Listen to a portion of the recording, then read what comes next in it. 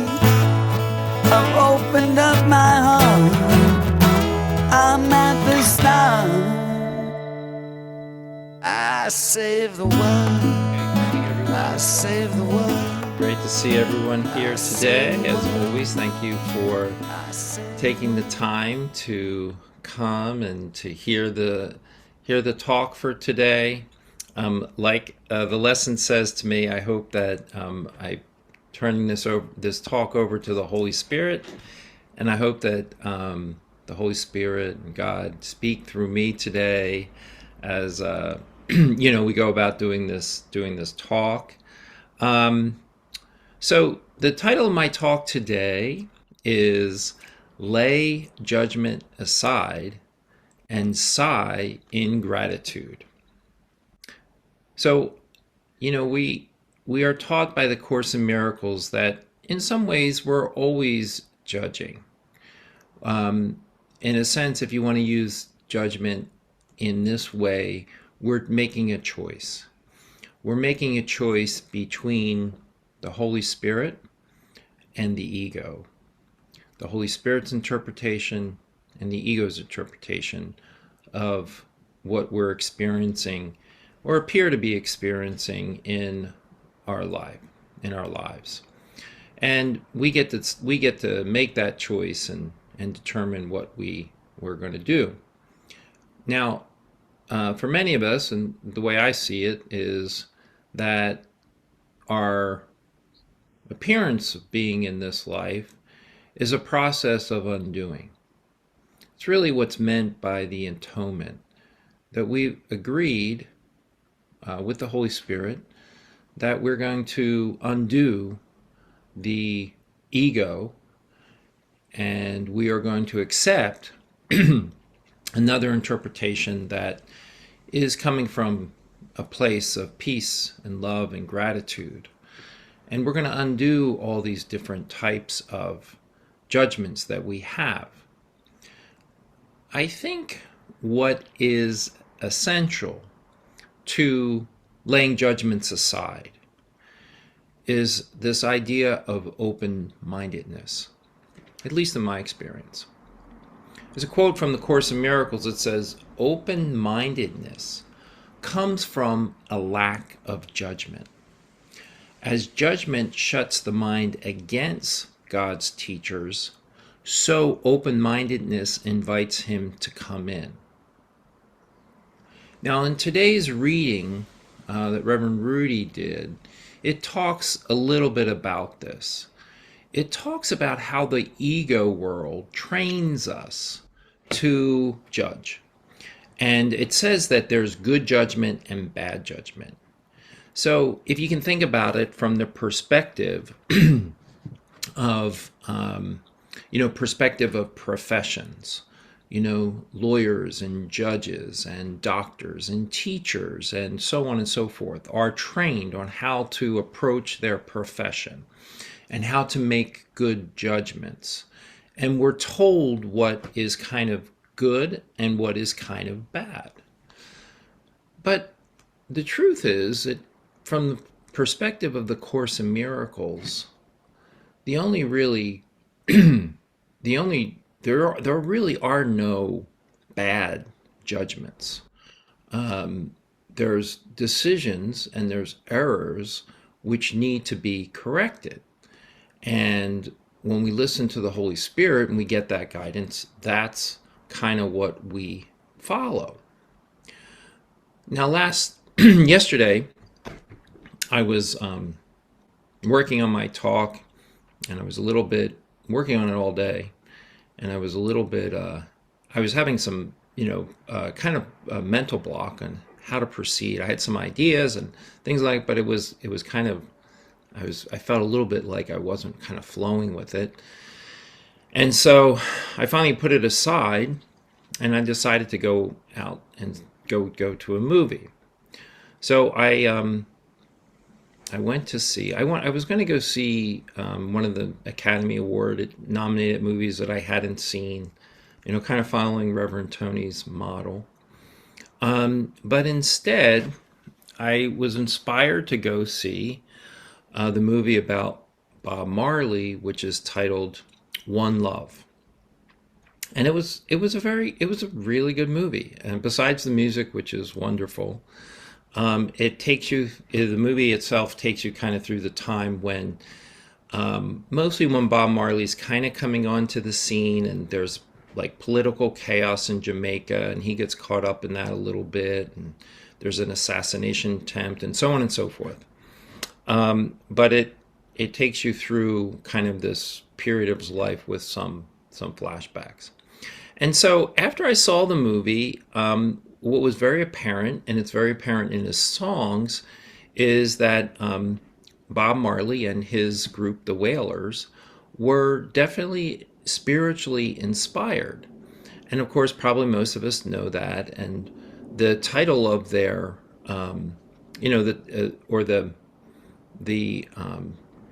their religion is Rastafarianism. And it was kind of interesting because, of course, we've heard, probably all of us have heard about this and know a little bit about it. But I was kind of like, I thought to myself, wow, this is kind of interesting, and what is it all about? And so I did some research on it, and some of the things I found out. First of all, Rastafarianism Rastafari actually means head governor, and it came because there was a person named Haile Selassie I, who used to be named Rastafari, who became the emperor of Ethiopia in the 1930s. In 1930 itself. And this was kind of significant because there had been this movement in throughout the peoples that had the African diaspora, which is basically when the people from Africa were taken from Africa through slavery or other means and forced to live, in other countries. And this was kind of a movement that had started around the 1800s in Jamaica and some other places about, the idea that it was important for the black man, the black person, to acknowledge their roots and to also eventually go back to Africa.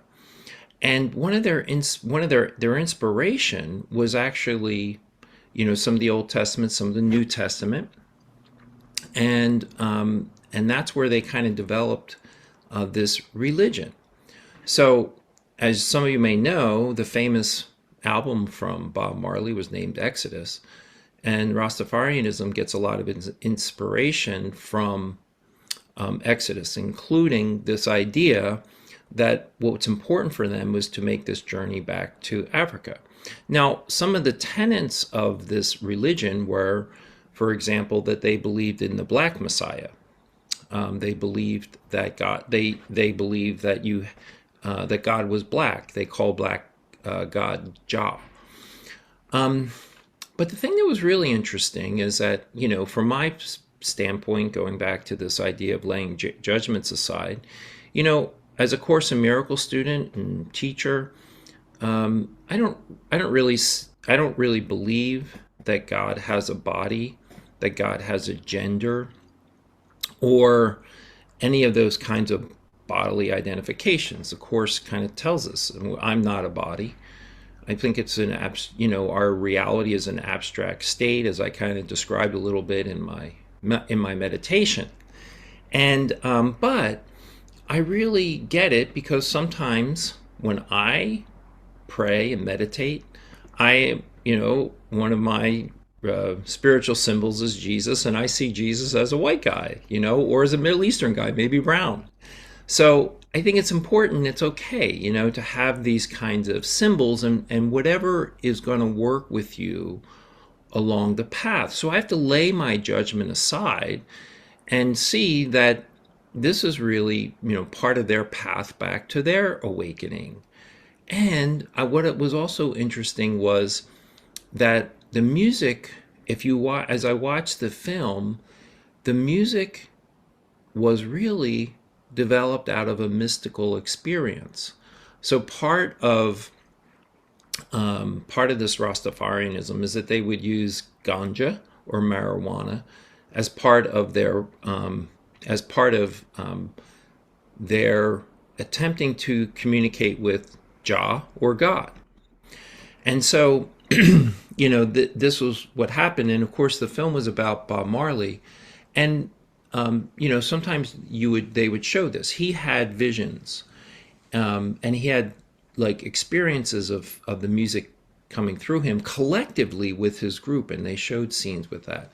And sometimes, they would have these experiences while they were, having this, kind of like using the marijuana to access to access God. And so it's just kind of very interesting to kind of see this process. And from my perspective, from my world, or oftentimes what we hear about drugs are bad and so on and so forth, and whatnot.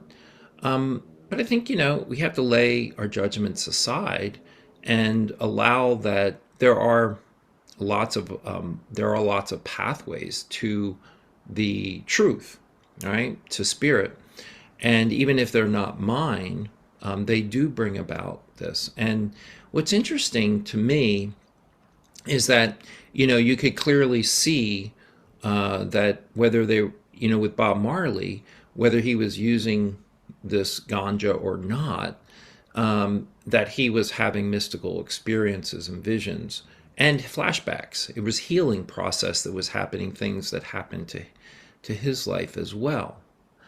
And so, it's just, I think, important, for me, that I kind of see this, and I can recall from even my recent past, I don't give a lot of time to other spiritual traditions, in order so that so that I can focus on Course in Miracles. I have, like today's lesson says, I tend to have a distracted mind. I sometimes have a disorganized mind. So I don't get into a lot of different traditions. But I want to lay that judgment aside a little bit, and I want to give myself permission also to see that although I don't agree with the tenets, all the tenets of Rastafarianism, that I can see that there is a pathway for those folks to join, and clearly, the proof is in the pudding. The album that came about of as this process, as I think I earlier said, was called Exodus, and it was actually named the album of the century by Time magazine, and this is what Time magazine said about it. It said Exodus represented the diaspora of the people of Africa who had been forced by slavery and other reasons to go to other parts of the world. And so the actual music was kind of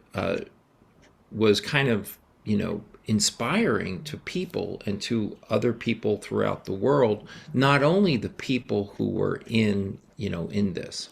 So it's really, really important, I think, to kind of keep this in mind. So I guess the question then is, what do we do? Like, how do we begin to relinquish judgment? In today's reading, it says, "It is necessary for the teacher of God to realize, not that he should not judge, but that he cannot. In giving up judgment, he is merely giving up what he did not have." So the idea here today, I think, is one of surrender and humility. So we have to kind of accept that we are going to get guidance from the Holy Spirit that's much better than the dim perception of the ego. Now, further on, I couldn't include all of this in today's reading, but further on, it talks about that the Holy Spirit is able to see past, present, and future from the beginning to the end of time. So when we collectively have all the facts, we think, it doesn't mean that the decision we're going to make is going to be the inspired decision. I was actually thinking. It's kind of funny. I was thinking about this because I was watching.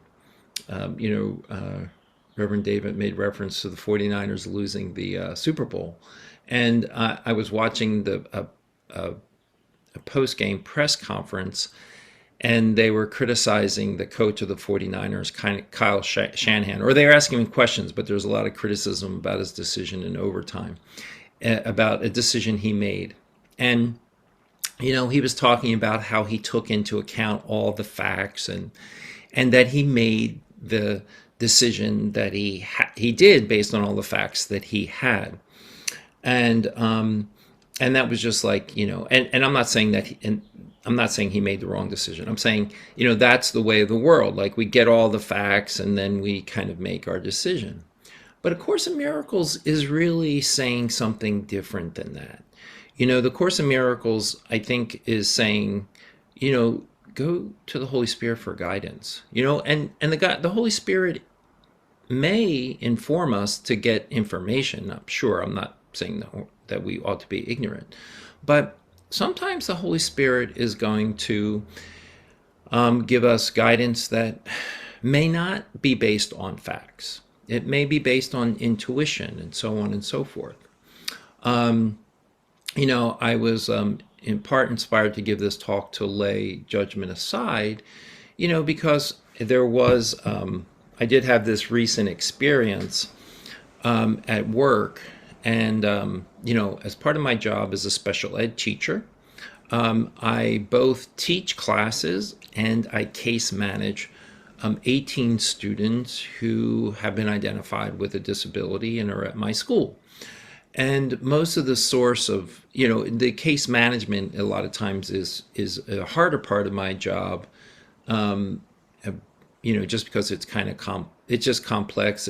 I deal with parents, I deal with colleagues, I deal sometimes with service providers and so on, and decisions are made and so on. And, I had some recent difficult cases,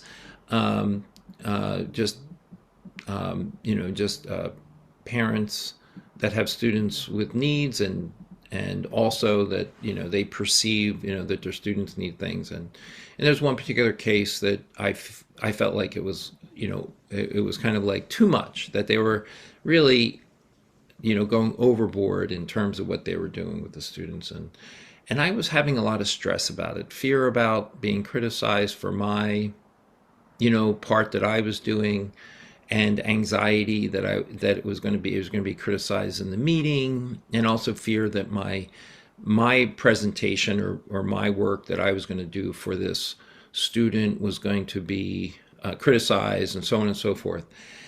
And that hung over me for, I was burdened, like the reading said, it was almost like a form of self-judgment. I'm not sure anybody else was judging me, but it was a form of self-judgment. And as a consequence of that, I was really stressed out. And then a couple weeks before, maybe 10 days before the meeting, there were two meetings back to back, actually. I decided, I guess it's time to use the Course around this. And, I just started praying to the Holy Spirit, and, basically turning the situation over. And I realized that I was just one among many. The truth is that I'm the case manager, but there's a whole team of students around both the students that I was working with. And, my job was just to be prepared and do my part. And I could let my judgments aside about what I thought the parents should be doing and why I thought they were doing too much, or, things like that. And then once I did that, I was able to relieve the mental block that I had to doing the work for the meetings, which part of it was this procrastination. So I laid my judgment aside. I had a sigh of gratitude, and I started, doing the work that I had to do for the meetings. And so I had the meetings, and the meetings went fine, but it's an ongoing process, and I still have some follow-up work to do in both cases. But, that's what we do. If I take a look at the facts on the ground and I analyze the facts, as I see them, and I judge them for what I think the student needs and what I think the parents should be doing, and I end up being like kind of misery and resentment and grievance. But if I surrender that to the Holy Spirit, then I don't have to do that, and, the Course in Miracles, kind of lays it out sometimes. I think in the introduction, it talks about, our perceptions when we're in fear are childish and egocentric. Our dreams, our illusions are kind of fear-based. And, this is what happens. And so if I'm willing to kind of release these judgments and release, what I think about these judgments, then I'm better off. And so, I would suggest for all of us to lay our judgments aside. Allow us to sigh in gratitude. Return to peace. Listen to God's voice throughout the day. As we go through this dream, trying to change it from nightmares to happy dreams. And that's my talk for today.